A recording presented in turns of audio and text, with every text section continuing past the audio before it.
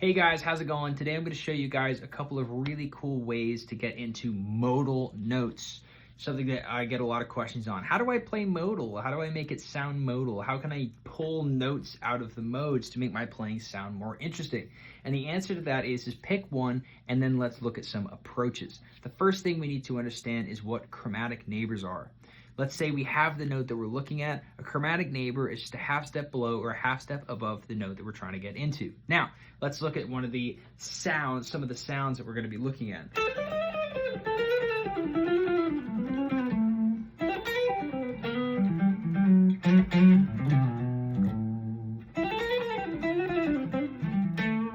That sound is that kind of modal sound that everybody's trying to get a hold of. Now, all I'm doing there is something that's quite simple. The note we're going to pick in today's lesson is going to be the 9 in the key of A minor. The 9 is really just the 2, but an octave up.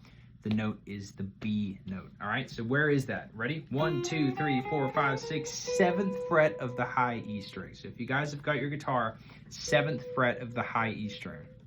What we're going to do is look at its chromatic neighbors. 6th fret and 8th fret, right? They're surrounding the note that we want to get to. Now what I'm going to do is I'm going to pick the 6th fret of the high E string and I'm going to slide a half step into this 9, all right? So instead of playing it head on, which sounds kind of boring,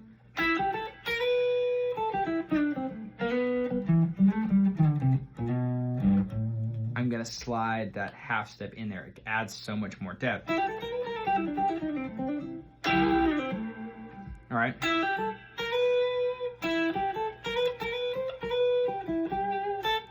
Then another cool thing that you guys could do is actually slide out of it, right? So the same way you slid in from the 6th fret of the high E string, use that same note as a chromatic neighbor from the root. Here's our root note, right? The note A on the 1, 2, 3, 4, 5th fret. So we go up a half step, down.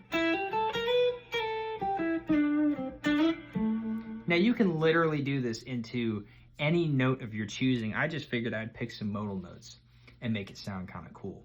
If you guys are interested, I have some private lesson slots available. My email address is jakebayneslessons@gmail.com. It's going to be down below. And I also have my free lick lesson course available. The link to that's also going to be below.